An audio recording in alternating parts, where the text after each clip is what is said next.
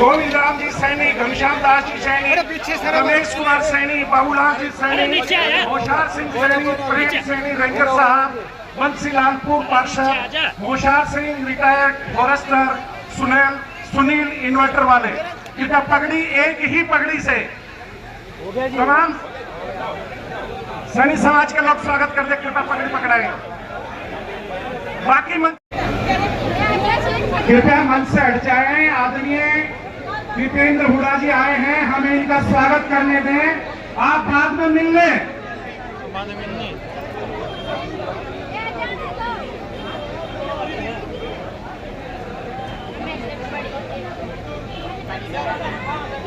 Hello, Hooda की, रावदान सिंह की, दीपेंद्र सिंह हुडा की बहुत बहुत धन्यवाद।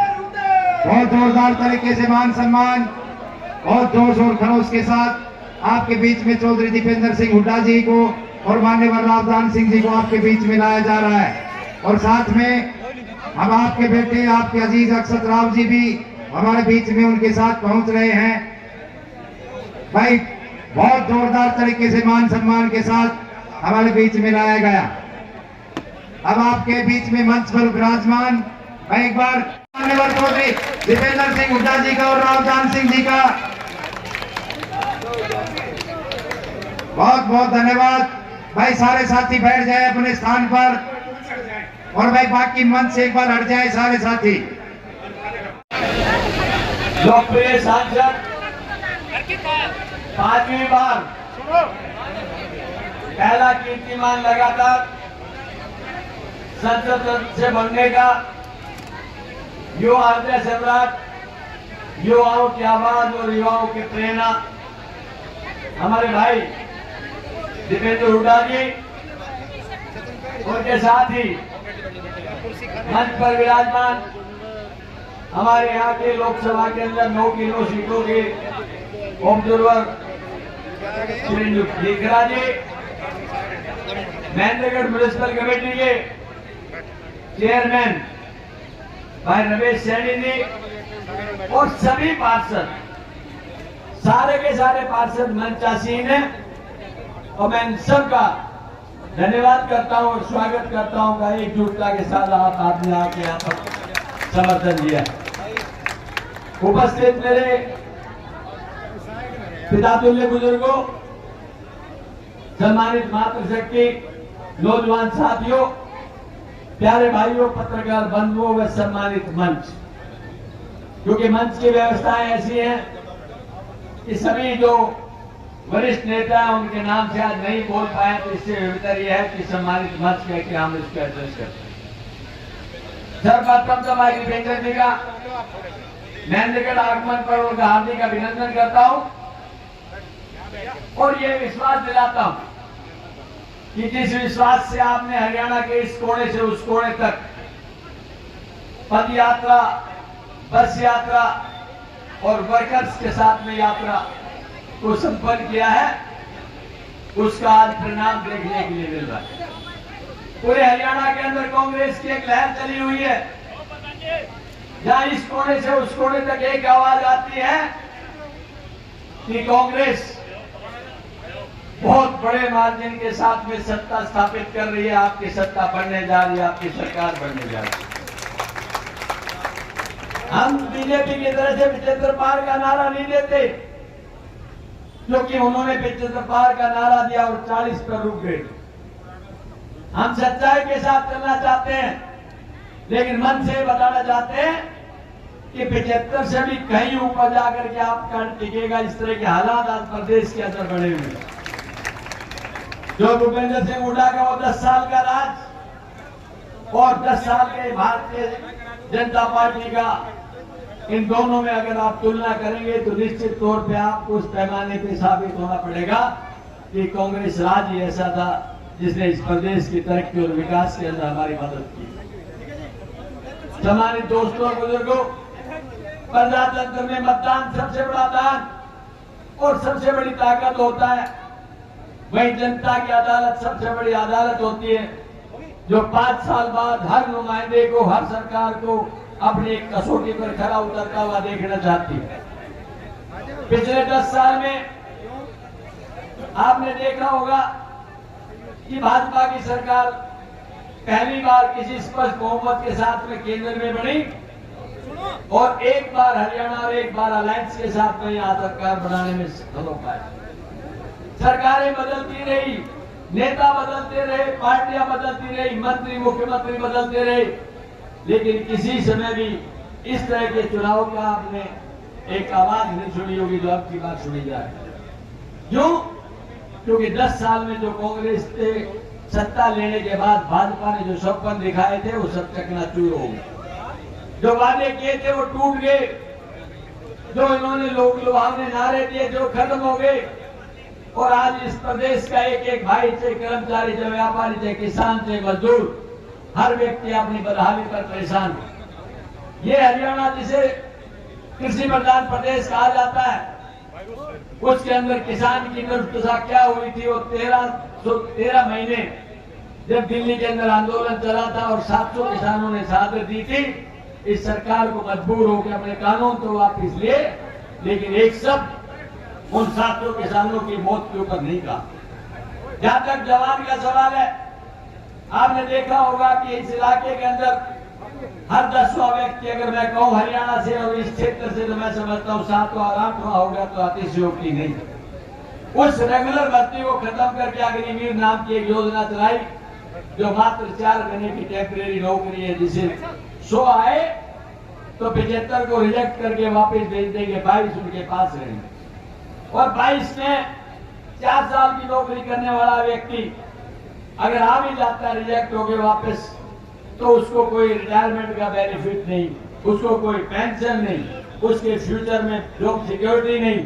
और दुर्भाग्य से वो कहीं देश के काम आ गया, कोई घटना घट गई तो उसको कोई शहीद का दर्जा नहीं। क्या इन्हीं दिनों के लिए हमने अच्छे दिनों की मांग की थी। दोस्तों, इससे आगे आपने देखा बेटी बचाओ बेटी पढ़ाओ, किस तरह की बेटी बचाई है, किस तरह की बेटी पढ़ाई है, इससे ज्यादा कोई नहीं जानता। जहां तक संविधान की बात आती है, इन्होंने उसे भी तोड़ने मरोड़ने का प्रयास किया है। तो शुक्र है आप लोगों की सद्बुद्धि ने काम किया। और विशेष तौर पे मैं श्रेय देता हूं मेरे एससी भाइयों को, जिन्होंने कश्मीर से कन्याकुमारी तक एक लाइन के साथ में ये बता दिया कि हम 400 से 240 पे टिका सकते हैं। वही एससी भाई अब हरियाणा को भी ये बता रहे हैं कि जो 40 का इनका आंकड़ा था उसे हम 10 पर टिका सकते हैं। ये माहौल हरियाणा के अंदर आज बना हुआ। दोस्तों, हमारे लंबी अभी यहां से रेस है, मैं ज्यादा कुछ लंबा नहीं कहूंगा, मैं इतना ही कहूंगा तो भूपेंद्र सिंह हुड्डा ने जो हरियाणा का विकास किया, विशेष तौर पे मैं महेंद्रगढ़ का जिक्र करता हूं। आज महेंद्रगढ़ में चारों तरफ से नजर मारेंगे तो आप एक ही चीज नजर आएगी, वो सिर्फ कांग्रेस के टाइम की किए हुए विकास कार्य। आज सबकी नजरें महेंद्रगढ़ के ऊपर लगी हुई है, क्योंकि हम पीड़ित हैं। और हमने देखा है कि जिले का नाम महेंद्रगढ़ हेडक्वार्टर एट नार रोड, पहली नाइंसाफी शुरू से थी।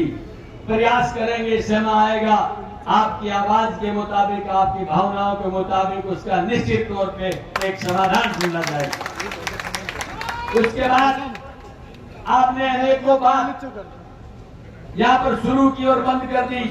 IMT खुडाना था, मेडिकल कॉलेज सेंट्रल यूनिवर्सिटी था, सेंट्रल स्कूल सेंट्रल यूनिवर्सिटी था, महेंद्रगढ़ मानेसर रोड था, महेंद्रगढ़ का रिंग रोड था। ये बहुत सी चीजें जो भूपेंद्र सिंह हुड्डा के टाइम पे DPR DNIT तैयार करके छोड़ दी गई। दुर्भाग्य से सत्ता परिवर्तन हो गया और सारी बातें पेपर में रह गई। मैं ये विश्वास दिलाता हूं कि जो भूपेंद्र सिंह हुड्डा जैसा एक विकास पुरुष और भाई दीपेंद्र जैसा एक उसको परस्यू करने वाला नेता, मैं समझता हूं हरियाणा में कोई दूसरा हो नहीं सकता। आज जो बातें हमारे यहाँ हुई है वो हमने भाई दीपेंद्र जी ने एक एक आंखों से देखी है। इसलिए आपसे यही कहूंगा कि वक्त की नजाकत और हालात को समझना, मछली की आंख का निशाना रखना। अनेकों लोग आएंगे बहकाएंगे, लेकिन उनकी उस बात पे जाने का अर्थ नहीं है। जो अपनी ताकत को नहीं पहचान सकता वो दूसरे को भी नहीं पहचान पाएगा। एक भूल, एक चूक हमसे पिछले पार्लियामेंट के चुनाव में हुई, लेकिन मुझे गर्व है इस बात का कि मेरे भाइयों ने उसको दिल से रियलाइज किया। आज उसका माहौल देख रहा हूं कि अब की बार वो चूक नहीं होगी हमसे। इसलिए मैं ज्यादा कुछ नहीं कहते हुए अपनी वाणी को विराम दूंगा और आप लोगों से अपेक्षा करूंगा कि भाई देवेंद्र जी जो बात कहें उस बात को ध्यान से सुनना और उसके बाद यहाँ से शांति से अपन उसके रोड शो के ऊपर चलेंगे। सतनाड़ी मोड़ के ऊपर भारी बार हो लेना, वहां से चलते हुए रास्ते में लोग सम्मान करते जाएंगे और एक रैली एक मीटिंग सतनाड़ी के अंदर आयोजित की गई है, वहां पर जाके इसका समापन करेंगे। इसलिए मैं सारे भाइयों से कहूंगा चलने में लापरवाही ना बरतना, गाड़ियों के काफिले के अंदर कई बार गलतियां हो जाती हैं, बहुत ध्यान से आप। आज जिस तरह का माहौल महेंद्रगढ़ में देखने को मिल रहा है और जिस बड़े स्तर पर आज ज्वाइनिंग इन सबका जो समर्थन मिला है, आपके चेहरे जो मैं पढ़ पा रहा हूँ, जो दूर तक खबर महेंद्रगढ़ से आ रही है, पूरे हरियाणा में फैल के आ रही है। महेंद्रगढ़ से एक ही आवाज आ रही है, महेंद्रगढ़ ने ठाना है कांग्रेस की सरकार बनाना है, यहाँ से राहुल गांधी सिंह जी को जिताना है। और हरियाणा में भी कोने कोने से एक ही आवाज आ रही है। हरियाणा में चुनाव शुरू हुए एक हफ्ता हुआ है, नामांकन की प्रक्रिया जब से पूरी हुई है और इस एक हफ्ते में हरियाणा के अगर आप कोने कोने में नजर घुमा के देखें, एक हफ्ते पहले जब चुनाव शुरू हुआ तो मैं अम्बाला गया था, नामांकन वहां पे गई होकर नामांकन करवाने के कार्यक्रमों में अम्बाला वालों से मैंने पूछा, वही अम्बाला लोकसभा जहां से हमारे वरुण चौधरी जी 3 महीने पहले बड़े बहुमत के साथ लाखों मतों से जीतकर कांग्रेस पार्टी से सांसद बने लोकसभा के। मैंने अम्बाला वालों से पूछा कि क्या रहेगा विधानसभा में, तो उन्होंने कहा 9 की 9 सीट कांग्रेस की झोली में जा रही है। उसके बाद अम्बाला से मैं सिरसा में गया, जहां से हमारी बहन शैलजा जी बहुत बड़े बहुमत से 3 महीने पहले लोकसभा में चुन के गई थी। वहां पर टोहाना में जलसा था, रतिया में जलसा था, सिरसा में। तो मैंने सिरसा वालों से पूछा कि यहाँ पे क्या होगा, तो सिरसा वालों ने कहा कि 9 की 9 सीट कांग्रेस की झोली में हम डाल देंगे। हिसार गए, जहां से जयप्रकाश जी जीते थे, अभी पीछे कांग्रेस से सांसद बने थे, हिसार वालों ने भी यही कहा आप हिसार से भी रिपोर्ट लेना। सोनीपत गए, जहां से पंडित सतपाल भट्टाचार्य जी, हमारे श्रद्धेय सतपाल भट्टाचार्य जी महाराज पंडित जी बहुत बहुमत से जीत के गए, अभी लोकसभा में कांग्रेस से सांसद बने थे। तो सोनीपत में जब गए तो सोनीपत से भी यही खबर आई, बहुत अच्छी खबर भी आप तक आ गई होगी, और गुड़गांव की भी जो खबर है वो भी आप तक अच्छी खबर आ गई होगी। तो मैं आज महेंद्रगढ़ में पहुंचा हूं, तो आप सबसे पूछना चाहता हूं कि यहाँ की खबर क्या है। हरियाणा के कोने कोने से एक ही आवाज आ रही है, हरियाणा के कोने कोने से एक ही आवाज आ रही है, बीजेपी की सरकार जा रही है और कांग्रेस पार्टी की सरकार आ रही है। क्योंकि बीजेपी की सरकार, इन्होंने हरियाणा का बड़ा नुकसान किया इन 10 साल में। जो हरियाणा प्रदेश विकास का और खुशहाली का प्रतीक हमारा प्रदेश हुआ करता था, अपने इतिहास में जब से हरियाणा बना, हरियाणा की पहचान थी विकास की, खुशहाली की। 10 साल की बीजेपी की सरकार में वो हरियाणा विकास की पटरी से तो उतर गया, हरियाणा की नई पहचान बन गई, देश में नंबर 1 बन गया हरियाणा बेरोजगारी में। और ये हम नहीं कह रहे, ये भारत सरकार ने संसद के पटल पे जो जवाब दिया, जो सवाल पूछा गया था कि 28 राज्यों में सबसे ज्यादा बेरोजगारी कहाँ है, इसी साल के फरवरी के महीने में जवाब दिया मोदी सरकार ने, 28 राज्यों में सबसे ज्यादा बेरोजगारी हरियाणा में। यह रिपोर्ट कार्ड केंद्र की सरकार ने हरियाणा की सरकार के लिए प्रकाशित किया। नंबर 1 बन गया हरियाणा बेरोजगारी में, नंबर 1 बन गया हरियाणा अपराध में, क्राइम रेट में। ये भी गृह मंत्रालय के दिए गए आंकड़े हैं।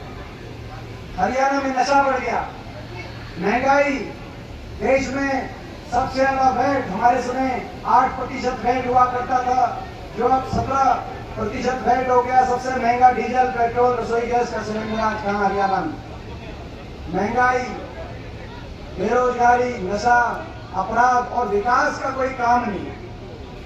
कोई एक बड़ी विकास की परियोजना इन 10 वर्षों में खट्टर सरकार ने हरियाणा में लागू नहीं करे। और विकास की क्या परियोजना, लोगों की परवाह ही नहीं करी भाजपा ने। हरियाणा के लोगों को उलझा दिया, फैमिली आईडी में उलझा दिया, प्रॉपर्टी आईडी में उलझा दिया, पोर्टल में उलझा दिया कि नहीं उलझा दिया? पोर्टलों में, आईडियो में नौजवानों को उलझा दिया। सीटी में, कच्ची भर्ती में, देश की कच्ची भर्ती की राजधानी बना दिया हरियाणा को। 2 लाख सरकारी पद समाप्त कर दिए या खाली पड़े। जो बचे उसमें से 1.5 लाख पदों को कौशल निगम के माध्यम से बिना रिजर्वेशन, बिना पेंशन, बिना आरक्षण, बिना पेंशन, कच्ची भर्ती, बिना मेरिट के, और नौजवानों को का कितना शोषण इस सरकार ने किया। सरकार खुद ठेकेदार बन गई। पक्की नौकरी की जो व्यवस्था होती थी उसको सरकार ने ऐसा डिस्टर्ब किया। और उसके बाद पिछले 5 साल से तो नौजवानों की ऐसी इतना बड़ा शोषण नौजवानों के साथ किया। जो थोड़ी बहुत भर्ती निकली, उन भर्तियों को सरकार ने, जो थोड़ी बहुत भर्ती निकली, कहीं पेपर लीक घोटाला हो गया, एसपीएससी के दफ्तरों में करोड़ों रुपए की बरामदगी हुई, वो भर्तियां टल गई। पेपर लीक घोटाले हो गए, भर्ती घोटाले हो गए 30 से ज्यादा। और फिर भी आखिर में जाकर खट्टर साहब ने कहा कि हम 60,000 बच्चों को लगाएंगे, आज से 1.5-2 साल पहले। उसके बाद मुख्यमंत्री बदल गए, लोकसभा चुनाव आने लगा तो बोला हम 60,000 बच्चों को ज्वाइन जल्दी कराएंगे। लोकसभा चुनाव आ गया तो बोला लोकसभा चुनाव के बाद कराएंगे। लोकसभा चुनाव के बाद कहा कि विधानसभा से पहले ज्वाइन कराएंगे। फिर विधानसभा चुनाव डिक्लेयर हो गया तो बोला विधानसभा चुनाव के बाद नई सरकार ने कराएंगे। 5 साल तक कितना शोषण बच्चों का हुआ होगा आप अंदाजा लगा सकते हैं। जैसे एक फिल्म एक्टर है सनी देओल, उनकी एक पिक्चर आई थी जिसमें वो कहते थे तारीख पे तारीख, तारीख पे तारीख, तारीख पे तारीख। हरियाणा के नौजवानों को मेरी तारीख पे तारीख इन 5 साल में। और आज हम अपने नौजवानों से कहना चाहते हैं कांग्रेस पार्टी की सरकार बनेगी। जो ये 2 लाख सरकारी पद समाप्त किए गए हैं और ये जो सारी पेंडिंग भर्ती हैं, मेरिट के आधार पर पारदर्शी तरीके से, समयबद्ध तरीके से, जॉब कैलेंडर के हिसाब से आपको मेरिट पे मिलेगी, ज्वाइनिंग पे ज्वाइनिंग, ज्वाइनिंग पे ज्वाइनिंग, ज्वाइनिंग पे ज्वाइनिंग। ये जो कच्ची भर्ती की राजधानी बना दिया। और केवल हरियाणा में ही कच्ची भर्ती नहीं, कौशल निगम, ये शायद किसी और प्रदेश में ऐसा पक्की भर्ती को कच्ची भर्ती में परिवर्तित करना बिना रिजर्वेशन के, बिना पेंशन के, कोई किसी दूसरे प्रदेश को उदाहरण नहीं मिला होगा। ऐसे ही देश की फौज में जो हमारी पक्की भर्ती होती थी हर साल, 5,500 हरियाणा के नौजवान देश की आजादी से लेकर और 2019-20 तक, जब तक कोविड आया, हर साल औसतन 5,500 देश की फौज में भर्ती होकर जाते। सरकारें कोई भी रही हो, देश की आजादी से लेकर 2019-20 तक उस पक्की भर्ती की प्रक्रिया को इस सरकार ने खंडित कर दिया। अग्निवीर योजना आ गई और अग्निवीर योजना में हर साल हरियाणा से 932 अग्निवीर दिए जा रहे हैं, जिसमें से मात्र 225 नौजवान पक्के किए जाएंगे। कहाँ एक तरफ 5,500 नौजवानों को पक्की भर्ती में फौज में सेवा करने का अवसर मिलता था देश के लिए।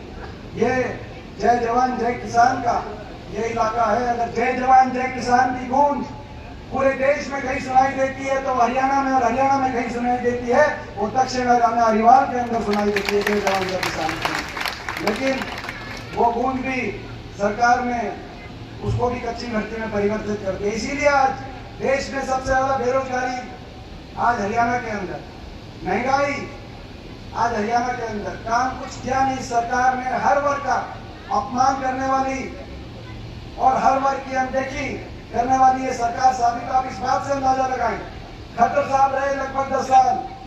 मैं पूछना चाहता हूँ कितनी बार महेंद्रगढ़ आए, महेंद्रगढ़ के किस किस गाँव में गए, मैं अभी से पूछना चाहता हूँ कितने काम किए, कितनी बार आए महेंद्रगढ़ में?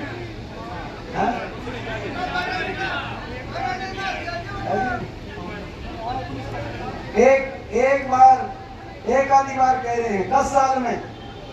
10 साल में आप अंदाजा लगाओ, 10 साल में ये फर्क है कि आपकी कितनी चिंता उनको रही होगी। और जब कांग्रेस की सरकार थी तो कान सिंह जी हाथ पकड़ के उठा साहब अगर केंद्रीय विश्वविद्यालय बने तो कल आ जाओ, महेंद्रगढ़ में डिक्लेयर करके जाओ, तो हाँ कल आप आ जाओ। अगर फ्लाईओवर बने एमपी साहब आप जा रहे हो दिल्ली, फ्लाईओवर एक आप मंजूर कराए हो कोसली का, साथ में आपको मंजूर कराना महेंद्रगढ़ का, और 2 हफ्ते के बाद समय आपको आपका आगे महेंद्रगढ़ में उसका काम शुरू कराना है आपको। चौधरी भूपेंद्र सिंह हुड्डा जिंदाबाद, भावी सीएम डिप्टी सीएम दोनों जिंदाबाद। देखो आपने देखा होगा एक एक गांव में हम लोग जाते थे, एक एक गांव में, एक एक शहर में, क्योंकि महेंद्रगढ़ आगे पहुंचे इस बात की 10 साल तक जिनको चिंता ही नहीं, 10 साल तक चिंता नहीं, अब आगे कोई क्या गारंटी लेगा कि आगे किसको चिंता होगी। और हर वर्ग का अपमान करने वाली सरकार ये साबित हुई। अहंकार, जिसमें अहंकार आता है वो अनदेखी भी करता है जनता की और अपमान भी करता है। आपने देखा सरपंच गए, सरपंचों पे लाठीचार्ज, सरपंच जो लोग जिता के भेजते हैं सरपंच अपनी मांग मनवाने गए थे, उनको उम्मीद नहीं थी क्योंकि सोचते थे कि सरपंच हैं, नए नए बातचीत होगी, लेकिन चंडीगढ़ जाते ही लाठीचार्ज। कर्मचारी ये फिरोजपुरा से हमारे पंडित जी सरपंच ये भी लपेट में आए थे भाई लाठीचार्ज। और कोसली हल्के में तो 10 साल नहीं आए, ये एक बात, ये कोसली से आए हुए हैं, 10 साल में खट्टर साहब नहीं आए। अंदाजा लगाओ आप, कितनी चिंता होगी इस इलाके के विकास को लेकर इनको, खट्टर साहब को, बीजेपी को, आप अंदाजा लगाए। और आपने देखा कर्मचारी गए ओल्ड पेंशन स्कीम को लेकर कर्मचारियों पर लाठीचार्ज, मंडी की व्यवस्था को खत्म करके और सरकारी मंडियों को समाप्त करने की जो 3 कानून पारित हुए, अदानी जैसी बड़ी उद्योगपति घरानों के हवाले कृषि व्यवस्था सौंपने की जब बात आई और किसानों ने जब आंदोलन किया तो आपने देखा उन पे लाठीचार्ज और आंसू गैस के गोले छोड़े गए। 1 साल तक वो आंदोलन के रास्ते पे रहे। आपने देखा आंगनवाड़ी आशा वर्कर, ये जो हमारी बहनें गई करनाल में, इन पे लाठीचार्ज, जो 3 साल पहले जैसे ये नौजवानों को तारीख पे तारीख दी, इनको भी 3 साल से तारीख दे रहे हैं।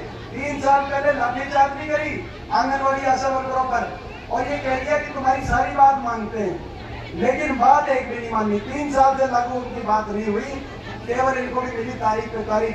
तो इसीलिए हरियाणा की जनता ने एक फैसला किया है, चारों तरफ हरियाणा में बदलाव की तरफ कदम हरियाणा ने बढ़ाए हैं। महेंद्रगढ़ में आपकी जिम्मेदारी कुछ ज्यादा है, क्योंकि महेंद्रगढ़ से एक ऐसे जनप्रतिनिधि आपके बीच में जिनसे जो न सिर्फ आपके इस इलाके के और हरियाणा के संघर्ष के एक प्रतीक है, लेकिन उनकी मेहनत और उनकी कार्यशैली से मेरे जैसे नौजवानों ने भी बहुत प्रेरणा ली है। आज आपके आशीर्वाद से मुझे 5वीं बार देश की संसद में बतौर सांसद की मैंने शपथ लेने का अवसर मिला है। शायद मेरी आयु में इतना अवसर देश में शायद किसी को, मैं अपने आप को बहुत सौभाग्यशाली मानता हूँ। बहुत मुझे उम्र कम है लेकिन अनुभव ज्यादा है। लेकिन जब शुरुआत करी मैंने, कदम बढ़ाए, अमेरिका से वापस आके, अमेरिका में अपने प्रोफेशनल लाइफ को छोड़कर मैं वापस आया और संसद के अंदर मैं पहली बार पहुंचा। उस समय जो मैं देखता था पूरे हरियाणा में जो सबसे ज्यादा मेहनती, जिससे मैं प्रेरणा लेता था कि ये अगर इतनी मेहनत कर सकते हैं, रात के 11, 12 बजे तक भी अपने लोगों के पास पहुंच सकते हैं, तो भाई दीपेंद्र तुम्हें तेरे को भी मेहनत करनी चाहिए। उनका नाम राव दान सिंह जी नाम करना चाहते हैं। ऐसे हमारे यहाँ से आपके बीच में पहुंचे हैं, ये इसमें कोई संशय नहीं है कि मैं मानता हूं कि आने वाले समय में जो कांग्रेस की सरकार है, आप भी समझ सकते हैं, उस सरकार में आपका बहुत बड़ा साझा होने जा रहा है, ये आपको नहीं पता है। ये मौका जो है दान सिंह जी को, ये मौका है, चुकोगे तो नहीं ये मौका भाई महेंद्रगढ़ वाले, ये इस इलाके को आगे लेके जाने के लिए। और हम इन्होंने ठीक कहा, हमारे तो बहुत से ऐसे काम थे जो आगे अधूरे रह गए इस इलाके के लिए, क्योंकि ये दक्षिण हरियाणा का इलाका, मेरी जन्मभूमि तो सांगी हो सकती है गाँव, लेकिन 91 से जब हुड्डा साहब चुनाव लड़ते थे लोकसभा में, मैं कोसली का प्रभारी रहता था। 91 से लेकर आज तक जीवन में एक बचपन होता है और एक जवानी होती है, वो पूरा बचपन और पूरा जवानी मेरी कोसली के अंदर जब से तो मेरी अगर जन्मभूमि सांगी गांव है तो दक्षिण हरियाणा मेरी जन्मभूमि रही है। और दान सिंह जी और हमने मिलकर एक बात जो इन्होंने योजनाएं बताई, चाहे उस समय यूनिवर्सिटी की बात हो, फ्लाईओवर की बात हो, यूनिवर्सिटी में मेडिकल कॉलेज हम लोग लेके आए, यहाँ से सीधा मानेसर तक सड़क निकालने का भी अगर प्लान था तो दान सिंह जी हमारा प्लान था, ताकि महेंद्रगढ़ और कोसली पूरा हमारा इलाका एक इंडस्ट्रियल से जुड़ जाए, पूरी इंडस्ट्री से जुड़ जाए। और जब ये अब ये दूसरा जो प्लान है कि मानेसर तो यहाँ तक सड़क निकाल के लेके आएंगे और आने वाले समय में यहाँ पे भी इंडस्ट्रियल बॉर्ड टाउनशिप, एक औद्योगिक क्षेत्र IMT, यहाँ पे भी IMT बनाने की स्थापना कराने का काम करेंगे खुदाना के अंदर। तो ये हमारी तब से ये हमारे कई चीजें हो गई थी, जैसे यूनिवर्सिटी हो गई, महेंद्रगढ़ के अंदर कई विकास कार्य हो गए थे और कई चीजों की कार्यवाही चल रही थी। लेकिन ये तो ऐसी सरकार आई, नया काम तो कुछ किया नहीं। जो फाइलें चल रही थी वो फाइलें भी ठंडे रास्ते में 10 साल तक कहाँ चली गई पता ही नहीं चला। अब ये मौका है भाई, आने वाले समय में कांग्रेस की सरकार बनेगी, महेंद्रगढ़ में भी विकास का पहिया घूमेगा, हरियाणा में भी, और हर वर्ग के हित के हम फैसले लेंगे। सबसे पहली कदम से देश में सबसे ज्यादा बड़े बुजुर्गों को 6,000 बुढ़ापा पेंशन दिलवाने का हम बात करेंगे। हमारी किसान को MSP की गारंटी, कर्मचारी को ओल्ड पेंशन स्कीम, नौजवानों को 2 लाख पक्की सरकारी नौकरी with reservation with pension, merit के आधार पर समयबद्ध रूप से सरकारी नौकरी का रोजगार दिलवाने का हम कार्य करेंगे। ये हमारा संकल्प है। हम लड़ाई लड़ेंगे। केंद्र सरकार से भी आपकी सरकार बनेगी तो केंद्र सरकार से भी पक्की भर्ती के लिए लड़ाई लड़ेंगे और केंद्र सरकार से लड़ाई लड़ेंगे अहीर रेजिमेंट की गठन के लिए भी लड़ाई लड़ेंगे केंद्र सरकार से। और हमारी माताओं और बहनों के लिए, कमर तोड़ महंगाई की कमर लगाने का काम करेंगे। 300 यूनिट बिजली उपभोक्ता को और 300 यूनिट तक राहत दिलवाने का कांग्रेस पार्टी कार्य करेगी, जैसे कि हमारी हिमाचल की सरकार में हुआ है। और बुढ़ापा पेंशन से कम उम्र वाली माताओं और बहनों को 2,000 रुपए रसोई खर्च, जो हमारी कर्नाटक, तेलंगाना और हिमाचल की सरकार में जैसे महिलाओं के लिए किया है, 2,000 रुपए, क्योंकि बीजेपी ने महंगाई बहुत बढ़ा दी तो उसका महंगाई खर्च भी, और 500 रुपए में गैस का सिलेंडर, जो आज इतनी महंगाई होगी, अपनी माताओं और बहनों को 500 रुपए। आपने देखा होगा बीजेपी ने भी हमारी कॉपी करी है, बीजेपी का भी घोषणा पत्र आया है। बीजेपी ने भी अपने घोषणा पत्र में कहा है कि 500 रुपए में गैस का सिलेंडर दिलवाएंगे और हम भी महंगाई भत्ता दिलाएंगे 2,000। बीजेपी ने भी कहा है। फर्क इतना है कि 10 साल तक बीजेपी ने 1100 रुपए सिलेंडर पे रोटी खुआई। ये बात है ना, फर्क इतना है। और अब 500 रुपए जब हमने कहा था, बीजेपी वाले कह रहे थे रेवड़ी बांट रहे हैं, कांग्रेस वाले रेवड़ी। तो अब वो खुद अपना घोषणा पत्र में दे रहे हैं, तो वो बात कैसे सही हो सकती है? तो आज ये सारी बातें हैं, इन सारी बातों को लेकर आप और हम चलेंगे लोगों के बीच में।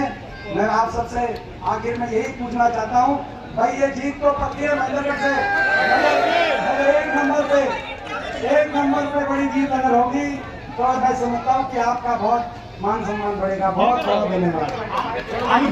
और हरियाणा के एक संघर्ष के प्रतीक, दक्षिण हरियाणा की एक ऐसी बुलंद आवाज जिसकी गूंज हरियाणा के कोने कोने में सुनाई देती है, हमारे आदरणीय राव दान सिंह जी, हमारे भाई अक्षर जी, रामेश्वर मीठा जी, जो हमारे ऑब्जर्वर हैं, पूर्व सांसद मध्य प्रदेश से, कांग्रेस पार्टी के जो ऑब्जर्वर हैं अपने जिले के, राकेश यादव जी, रिटायर्ड जज, प्रदीप यादव जी, शेर सिंह सैनी जी, राम कुमार यादव जी, हमारे चेयरमैन साहब रमेश सैनी जी, रामविलास सैनी जी, मंजू कौशिक जी, वाइस चेयरमैन जी, एडवोकेट शिकन जी, चेतानंद जी, संजय राठी जी, अशोक सैनी जी, ममता सोनी जी, मंजू कौशिक, राजेश सोनी, यशपाल यादव, निखिल गुजर और सभी भाई चेतन जी, भाई चेतन यादव जी और सभी पिता तुल्य बुजुर्ग। कार्यक्रम महेंद्रगढ़ के अंदर है। देखिए, आज एक जनसभा यहाँ थी, इसके बाद रोड शो के माध्यम से हम सतनाली जाएंगे और आज अंतिम जनसभा 9 बजे सतनाली में अंतिम जनसभा सतनाली में। सर, कुमारी शैलजा को लेकर चर्चा है कि भारतीय जनता पार्टी ने ऑफर भी किया, तो किस तरह से देखते हैं?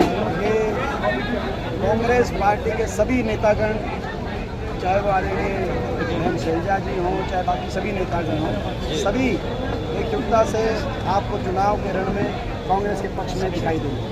सर, शिक्षा के हमसे महेंद्रगढ़ को जाना जाता था, लेकिन आजकल क्राइम के गढ़ से जाना जाता है। ये मैंने कहा है, मैंने बात, हरियाणा क्राइम रेट में देश में नंबर 1, अपराध दर में हरियाणा देश में नंबर 1 बन गया। इससे यार दुख की बात क्या है, दिल्ली के 3 तरफ बसा हरियाणा बेरोजगारी में और अपराध में अगर नंबर 1 बन गया, 10 साल का इस सरकार का इससे विफल रिपोर्ट कार्ड नहीं हो सकता।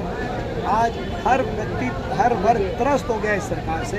इतनी भारी हम देखिए कि महेंद्रगढ़ जैसे जगह मुख्यमंत्री जी को एक आधी बार से ज़्यादा आने का टाइम नहीं मिला 10 साल में, और ज़्यादातर हरियाणा में यही स्थिति है जी। तो कहने का मतलब ये है कि ऐसी सरकार जिसने हरियाणा के हर वर्ग की अनदेखी की हो, लोगों ने मन बना लिया है। भाजपा की सरकार जा रही है हरियाणा में और कांग्रेस पार्टी की सरकार आ रही है। फुटाना से बड़ी उम्मीदें हैं लोगों को, और IMT फुटाना अभी भी है, और सेंट्रल यूनिवर्सिटी जो बनी थी शिक्षा कैंपस जो मैं बात कर रहा था, वो भी वहीं पे रुका पड़ा है। क्षेत्र की स्थापना यहाँ पे हो, ये जो संकल्प रावदान सिंह जी का है, केवल रावदान सिंह जी का ही संकल्प नहीं, ये कांग्रेस पार्टी का संकल्प है। यहाँ पे औद्योगिक क्षेत्र बने और ये मानेसर तक की यहाँ पर एक 4 लेन की डायरेक्ट कनेक्टिविटी हो, ताकि ये जो पूरा हमारा क्षेत्र है, कोस्टली, टेली, महेंद्रगढ़, कलीना, ये जो पूरा क्षेत्र है ये ओपन अप हो, यहाँ पे इंडस्ट्री आए, इंडस्ट्रियल कॉरिडोर के रूप में इसको विकसित किया जा सके। ये एक हमारी सोच थी जो है, और ये इस पर हमने थोड़ी प्लानिंग भी करी थी जो हमारी सरकार के अंतिम दिनों के अंदर कुछ प्लानिंग भी, तो मगर 10 साल से ठंडे बस्ते में चली गई चीज़। पहले हमने यूनिवर्सिटी, चाहे महेंद्रगढ़ में यूनिवर्सिटी हो, चाहे रेवाड़ी में यूनिवर्सिटी हो, चाहे गुड़गांव में यूनिवर्सिटी, पूरे दक्षिण हरियाणा तीनों जिलों में एक भी विश्वविद्यालय नहीं था जब तक हुड्डा साहब के नेतृत्व में कांग्रेस की सरकार नहीं बनी। उसके बाद ये 3 विश्वविद्यालय बने, और हमने जो ये बेसिक, जो सबसे महत्वपूर्ण शिक्षा की जो मैं समझता हूँ कि ऐसे इंस्टीट्यूशन जो हम और आप नहीं रहेंगे, लेकिन बच्चों को यहाँ से शिक्षा के स्तर का लाभ होगा, उसकी नींव रखने के बाद अगली प्लानिंग हमारी ये थी इंडस्ट्री को लाने, वो उसको हम आगे बढ़ाने का काम करेंगे।